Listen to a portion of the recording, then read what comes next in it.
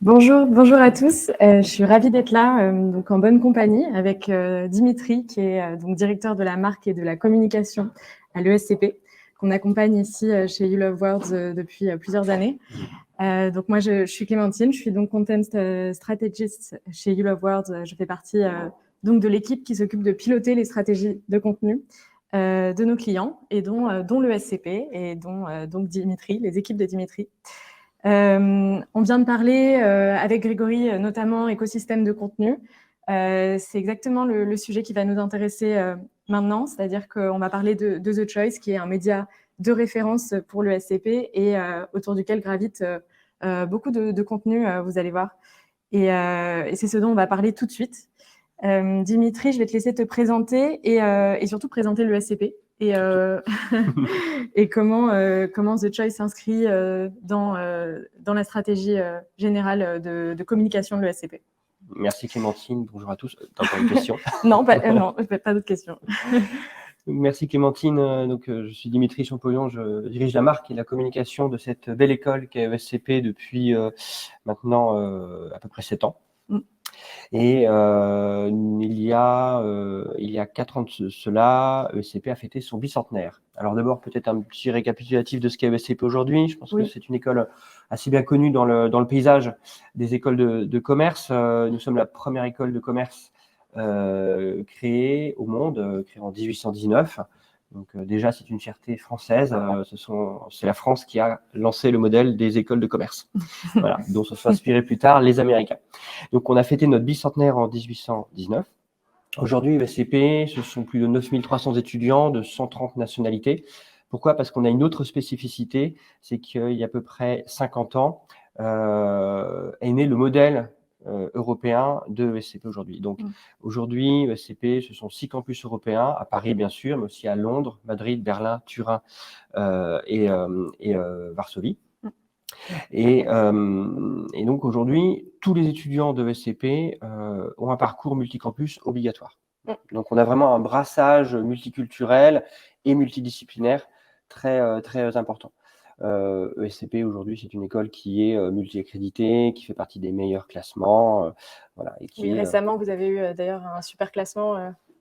Oui, le Financial Times nous a classé 3e meilleure école européenne. Voilà. Donc pour une école européenne, on est très fiers de ce classement. On espère l'amplifier encore dans les prochaines années. Et on va voir effectivement comment cette multinationalité, enfin cet aspect donc pan-européen va influencer votre stratégie de communication, comment The Choice s'inscrit dans ce contexte. Et donc, je voulais discuter avec toi de comment The Choice a été pensé, quelle était sa genèse, donc quel est l'enjeu derrière sa création. Alors, il y a déjà, je pense, une gestation un peu de long terme. Voilà, de par ma génération, j'ai découvert le web avec l'univers des blogs, avant même les réseaux sociaux.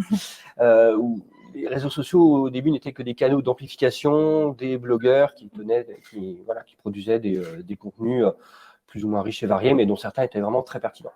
Donc, moi, j'ai évolué un peu avec cet écosystème en tête, et ça faisait longtemps que je voulais faire profiter en fait la communauté ESCP, plus largement la société, de tous les contenus, de toute l'expertise que ESCP peut produire. On a 180 professeurs d'une centaine de nationalités aussi, donc voilà, ça fait quand même une collection d'experts assez impressionnante. Et puis on a lancé en 2019 une campagne publicitaire classique qui s'appelait The Choice.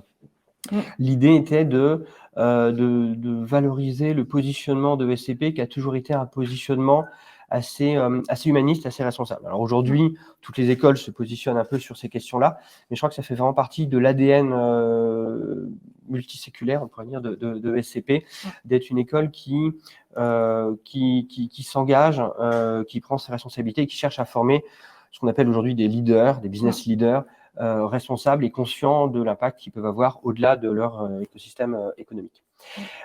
Cette campagne était une belle campagne institutionnelle, corporate, faite avec une belle agence. C'était pas encore vous, voilà. Mais en se limitant à ça, on s'est vite rendu compte qu'on serait sur une campagne un peu assertive. Voilà. Vous savez comment on fait des campagnes avec des belles images, un peu désincarné, avec un claim, voilà, faire des choix dans la sustainability, etc., etc. Et donc, avec cette campagne publicitaire très classique, on a travaillé avec cette agence sur un concept de média qui s'appelait donc The Choice, qu'on a progressivement, voilà, qu'on a mis un peu de temps à travailler. Alors pourquoi? Parce que 2019, le bicentenaire, c'était fin 2019. 2020, on a le Covid, on est tous confinés. Donc on a eu beaucoup de travail, évidemment, comme toutes les écoles, pour passer, voilà, pour accompagner le basculement des cours en ligne, pour rassurer les étudiants, etc. Mais au-delà de ça, on a pris aussi un peu de temps pour réfléchir. On a travaillé sur le recrutement d'une collaboratrice dédiée à The Choice, parce qu'on a vite compris que créer des contenus, ça prenait de la bande passante. Il fallait être un peu dédié à ça. Et puis, on s'est adjoint aussi les services d'une autre belle agence que je nommerai, qui s'appelle You Love Words, voilà, qui était spécialisée évidemment dans le contenu. Donc forcément, c'était la bonne agence. Pour la petite histoire, son dirigeant, Grégory, que vous venez de voir, est un diplômé de l'école, et en plus un diplômé emblématique parce qu'il est, il est multiculturel, il est passé, c'est un des premiers étudiants de SCP à être passé par les campus, donc il connaissait parfaitement notre problématique. Oui, exactement. Et c'est intéressant, je voulais que tu reviennes sur comment vous êtes passé justement d'une approche publicitaire, d'une approche campagne à une approche contenu, et tu nous avais parlé justement du fait que ça avait été voilà, un vrai changement de stratégie qui a payé. Et voilà, quelle est la différence pour toi et en quoi c'est intéressant de vraiment se focaliser sur le contenu? Alors, c'est intéressant pour toutes les marques, mais quand on travaille dans une école, comme je l'ai dit, on a 180 professeurs, on a 9000 étudiants, dont beaucoup ont des choses très intéressantes à dire, et puis on a aussi 75 000 anciens élèves, ce qu'on appelle des alumni dans le jargon. On parlait de jargon tout à l'heure avec Grégory, qui sont tous des entrepreneurs, des décideurs économiques, business, très variés. Donc en fait, ESCP aujourd'hui, c'est un peu comme si on était tombé sur une mine de diamants, avec des contenus potentiellement très riches, mais qu'il faut polir. Parce que quand on tombe sur une mine de diamants, on tombe sur des diamants bruts qui ne sont pas forcément mis en forme, qu'il faut valoriser. Aujourd'hui, nos professeurs, ce sont des chercheurs, ils produisent des articles dans des revues de très haut niveau, parce que ça compte dans nos classements. Donc, voilà. Mais les articles qu'ils produisent ne sont pas forcément à la portée de tout le monde. Et puis, alors à la fois à la portée de tout le monde, parce que ça peut être très précis, très technique, et puis parce qu'on s'adresse à des gens. Nous, notre cible aujourd'hui avec The Choice, ce sont les décideurs et business leaders qui n'ont pas forcément le temps. Ce sont des gens qui sont très pris. On a besoin d'être capable de leur donner des contenus, des informations, des mini-formations très forte valeur ajoutée en très peu de temps. Exactement. D'où le fait que je parlais de diamants à polir et à mettre en forme. Et voilà, il faut à partir de là faire des bijoux voilà, qui sont apportés de façon très variée, et essayer de trouver la meilleure façon justement de faire passer ces idées à ces gens qui n'ont pas beaucoup de temps. L'autre intuition qu'on avait, c'était de se dire on voulait travailler la marque et la notoriété de la marque ESCP. Parce qu'on est connu, évidemment, surtout en France. On travaille aussi notre notoriété à l'international. C'est très dur, comme toutes les écoles françaises ou européennes. On a des concurrents qui sont mondialement connus. Je suis sûr que vous pouvez en citer 10 américaines spontanément. Et on voulait vraiment éviter de faire du content marketing. On a vraiment fait une césure assez forte entre le brand content et le marketing content, parce que l'ambition de The Choice, c'est d'intéresser des gens qui ne sont pas forcément intéressés par ESCP, par ces formations. Oui, mais le brand content étant dans le content marketing. Mais tu voulais dire pas faire de marketing, en fait. C'est vraiment du contenu. Exactement, c'est ça. Exactement, oui, voilà. Une stratégie éditoriale propre avec donc des KPIs à long terme. Ça, c'est ce que tu nous disais aussi. Voilà, exactement. Voilà. En fait, pour bien comprendre, parce qu'on est aussi sur du concret, sur l'organisation, à ESCP, on a des équipes marketing qui s'en chargent de développer les programmes, de recruter des étudiants, des participants en formation continue, et donc qui ont une stratégie de contenu marketing pour faire de l'acquisition, de la génération de leads, de l'acquisition, etc. Et l'idée de The Choice, c'était de faire un pas de côté, encore une fois, et de se dire, cet article-là doit pouvoir intéresser quelqu'un pour ce qu'il est et pas parce que c'est ESCP, pas parce que je veux faire un MBA ou un bachelor. Et après, bon, je pense qu'on en parlera, mais il y a une forte complémentarité en fait entre les deux stratégies. C'est se libérer d'objectifs marketing à court terme pour penser long terme, penser contenus qui vont durer, penser qu'est-ce qui va intéresser des gens qui ne sont pas directement identifiés comme notre cible. Très bien. Ouais, ça, c'est des points qui sont importants. Et je voulais donc qu'on parle également de comment vous êtes organisé. Mais avant ça, je vais vous montrer simplement quelques visuels qui parlent du média. Donc, vous avez fait une vidéo de présentation, notamment en motion design, qui explique le positionnement du média, qui explique The Choice. Il y a une autre vidéo qu'on va vous montrer ensuite qui sera intéressante pour parler des résultats, justement. Il y a également les articles dont on a parlé, qui sont donc très, très business et en même temps très qualitatifs, avec une forte exigence pour que ce soit des contenus qui soient utiles à ces gens qui, à la fois, n'ont pas le temps et ont une exigence quand même en termes d'information. Et je voulais vous montrer également comment c'est mis en page et le fait qu'on a à la fois des podcasts, à la fois des data, donc c'est-à-dire des données qui sont mises en forme. Donc, toutes sortes de formats qui se retrouvent sur ce site mère qui est le site The Choice. Donc, c'est pour ça que je vous parlais d'écosystème de contenu tout à l'heure, mais pour dire que à la fois, on y trouve la newsletter, on y trouve les articles. C'est vraiment l'endroit où le média prend vie et c'est plus qu'un blog, c'est vraiment un média. On le pense vraiment comme un média aujourd'hui. Bon, déjà parce que le terme blog aujourd'hui est un peu... comment dire, est peut-être un peu limitatif, mais alors à la base, pour rester très très technique aussi et très très très concret, je pense qu'on est là pour ça. C'est on l'a développé en interne. On a eu la chance d'avoir un développeur de talent qui a pris un thème, enfin qui a développé un thème à partir d'une base WordPress très très classique. Et on a comme le disait Grégory, on a une grosse base de méga content, effectivement, parce qu'on est là pour valoriser de l'expertise. Donc aujourd'hui, l'expertise, c'est compliqué de la faire passer seulement en un tweet. Donc on assume le fait de faire des contenus qui sont longs, qui sont ambitieux, qui sont fouillés. Exactement. Et à côté de ça, on a aussi dès le début voulu tester plusieurs types de formats. Alors soit on s'inspirait de formats déjà existants, on a essayé d'innover un petit peu. On a quelque chose qui fonctionne bien, c'est le format Show Me the Data, qui est une sorte de data viz. Alors comme les stories, vous pouvez passer de façon dynamique avec quelques chiffres clés.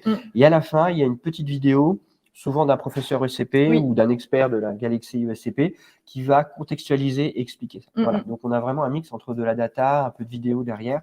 Et ce sont des formats qui fonctionnent très bien, qui sont natifs sur le média The Choice, mais qu'évidemment on peut pousser sur les autres, sur les réseaux sociaux. Exactement. De façon très, et les décliner, et ça c'est un point intéressant dont on a parlé justement dans les content trends aussi, le fait de décliner les contenus, de réussir à disséminer un contenu de qualité, à en faire plein d'autres contenus subsidiaires qui vont exister aussi par eux-mêmes et qui vont nourrir toute la stratégie. Ça, je pense que encore une fois, vous êtes un très bon exemple de ça. Et on va parler donc concrètement de l'organisation. Quel était donc le dispositif initial, comment il a évolué et comment donc vous avez réussi à capitaliser, c'était notre question initiale, sur l'expertise de vos campus, sur les ressources que vous aviez en interne. Est-ce que tu peux nous en parler un peu plus concrètement? Bien sûr.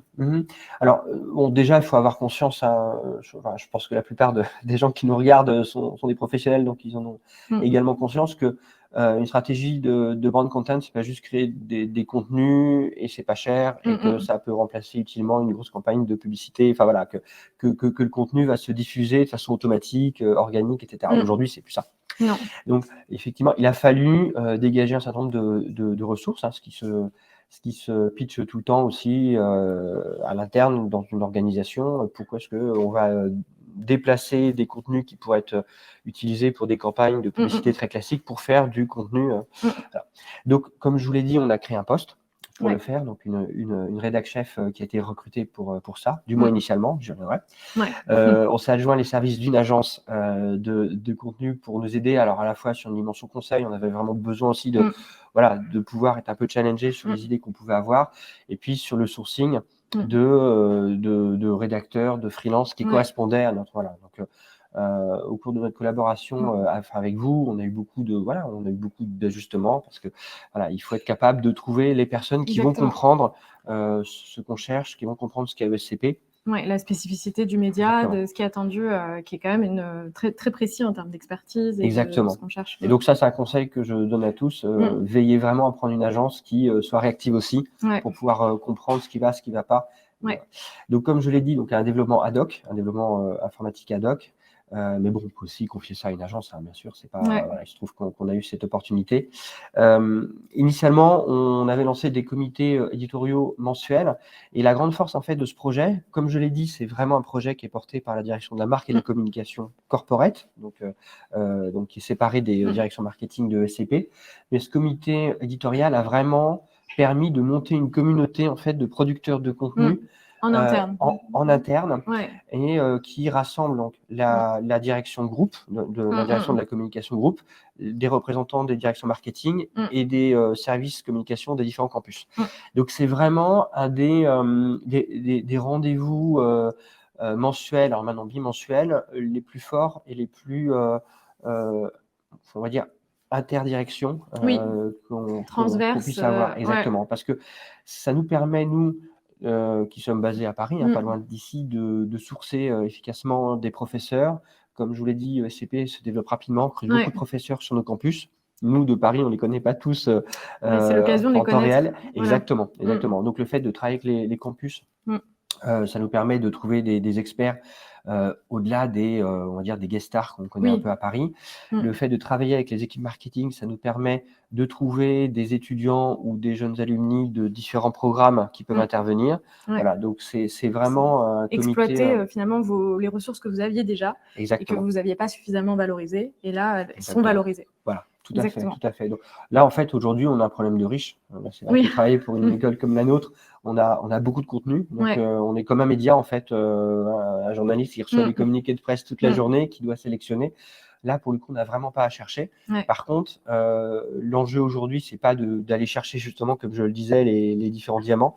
L'enjeu, c'est d'avoir une vraie politique éditoriale pour sélectionner tous ces contenus, parce que aujourd'hui, tout le monde veut être sur The Choice au sein de SCP. Il faut apprendre à gérer un peu. Succès, c'est un peu ça. On va parler des résultats. Et le dernier point qui est vraiment important, c'est vraiment avoir un budget paid pour pouvoir pousser ces contenus. À côté, voilà. Comme on le sait aujourd'hui, les réseaux sociaux, l'organique ne fonctionne vraiment plus, surtout quand on est une marque. Donc la viralité est quand même moindre. Et si on veut promouvoir ces contenus et rentabiliser l'investissement qui est fait dans la production, il faut également être en mesure de le promouvoir de façon active sur les réseaux sociaux, Instagram, LinkedIn. À travers des déclinaisons et ce qu'on disait tout à l'heure. Je vais passer sur donc l'évolution de votre organisation. On l'a un petit peu évoqué, mais vous avez réussi donc à passer des articles, de certains contenus à l'exploration d'autres formats, notamment les podcasts. On a parlé aussi des data, etc. Je vais vous les montrer ensuite. Est-ce que tu peux nous parler rapidement des podcasts et des résultats donc, liés à ces podcasts ? Alors, effectivement, tout ça, c'est... Disons que The Choice est un laboratoire. Donc, évidemment, on a une stratégie. On a adapté, comme je le disais, le rythme éditorial. Au début, on partait sur des thématiques qu'on traitait durant 2 mois, avec des contenus qui étaient à peu près sur la même thématique pendant 2 mois. On s'est rendu compte pendant la saison 2 de The Choice qu'il fallait un petit peu adapter ça, parce que c'est toujours compliqué. Et puis, on se prive de certaines opportunités. Si on dit, par exemple, en janvier-février, on traite du développement durable et qu'on a une grosse opportunité d'en parler en juin, c'est un peu dommage. Donc maintenant, c'est focalisé sur 6 thématiques un peu clés qui fonctionnent bien, qu'on décline un peu en série, exactement, puis qui nourrissent la marque ESCP et son positionnement. Alors, sur les podcasts, encore une fois, c'est toujours un peu, c'est des développements un peu opportunistes. Évidemment, on suivait cette tendance des podcasts qui commençait à émerger. Et 2 collaboratrices de l'équipe, donc la rédac chef Émilie, qui était en charge, et la community manager de l'époque, sont venus nous voir en nous pitchant, en fait. Voilà. Ils étaient, à titre personnel, très intéressés et très, très engagés sur les questions de... Alors, sur les podcasts, mais en fait, c'est surtout le fond qui a été un peu un driver. Voilà, leur point, c'était que aujourd'hui, les femmes représentent un peu plus de 50% de l'humanité, qu'elles sont...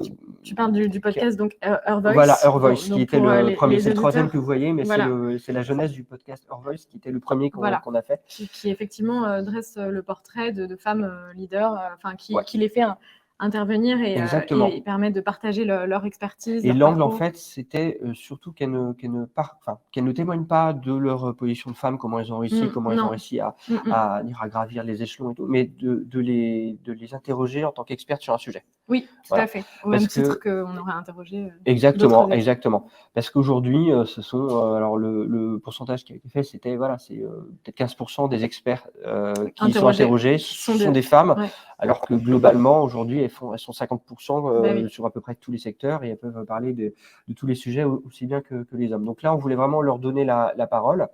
On n'a pas seulement privilégié des personnes, des professeurs ou des alumnas ESCP, on est aussi allé chercher d'autres expertes. Parce qu'encore une fois, The Choice se veut aussi un média ouvert qui ne reste pas juste dans l'écosystème ESCP. Voilà. C'est un très belle réalisation. Et c'est le plus ancien et on continue. On a la nouvelle saison de The Choice, de Her Voice, qui commence. Donc voilà, c'est un très beau projet avec le professeur Ben Voyer, qui est un professeur absolument fantastique du campus de Londres, qui a une personnalité vraiment très très riche et qui est un peu le chouchou de l'équipe, un des chouchous de l'équipe. On a fait le podcast We All Make Mistakes, où il interroge des CEO donc on a commencé par le CEO de quartier, etc.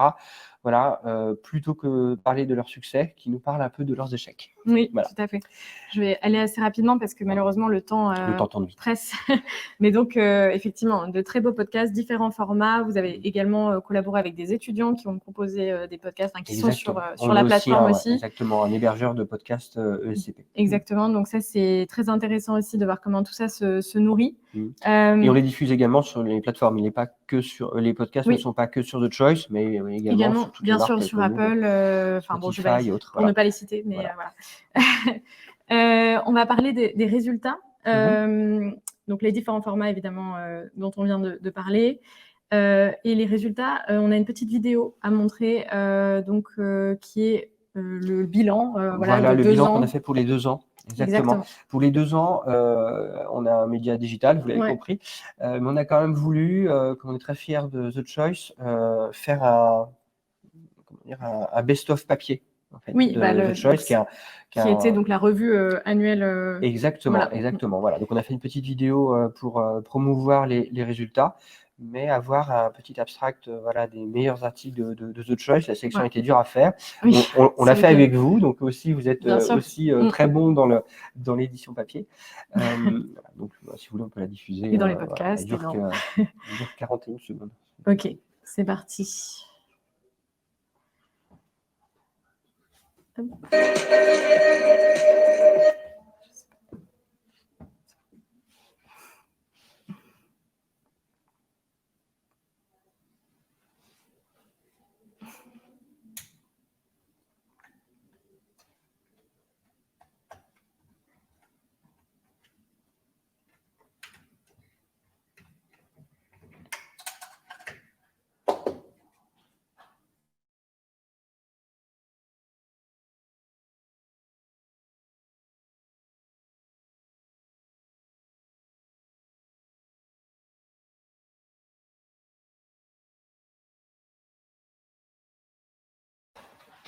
Parfait. C'est très parlant, je pense, pour tout le monde. Et ça va nous permettre donc d'introduire les résultats. Donc, quels ont été les résultats attendus et inattendus du déploiement de The Choice depuis 2 ans? Alors d'abord, on est très, très content de l'audience, de la diffusion. Comme je vous l'ai dit, elle est soutenue par des campagnes paid pour s'assurer qu'on touche bien nos cibles. Et l'avantage avec des réseaux sociaux, en particulier LinkedIn, qu'on utilise beaucoup, c'est qu'on peut vraiment cibler par secteur, par niveau de seniorité, par pays. On est vraiment sur une logique test, fail and learn. Alors on dit souvent test and learn. J'ai rajouté fail parce que il faut accepter qu'on lance des choses qui ne fonctionnent pas ou qui ne fonctionnent plus. Moi, je suis très sensible au syndrome narcisse. Hein. Vous savez, on lance quelque chose, il est tellement bien qu'ensuite on n'y touche plus parce qu'on est un peu amoureux de sa création. Et je pense qu'il faut être assez lucide. Hein. Heureusement, on est plusieurs. On compte sur les agences pour nous aider aussi, pour faire évoluer et parfois pour tuer certaines choses qui étaient belles mais qui ne fonctionnent plus forcément. Comme je le disais, donc c'est le premier projet qui est réellement, de mon point de vue, fédérateur au sein de toutes les équipes qui sont en charge du développement de SCP, que ce soit sa notoriété, le développement de ces programmes. Projet 360 au final, donc on s'attendait, évidemment, c'est un projet owned, hein, dans le jargon, on a tout un volet paid, mais ce qu'on a observé, et ça on ne s'attendait pas, en tout cas pas à ce niveau, c'est que c'est un très beau projet earned à deux niveaux.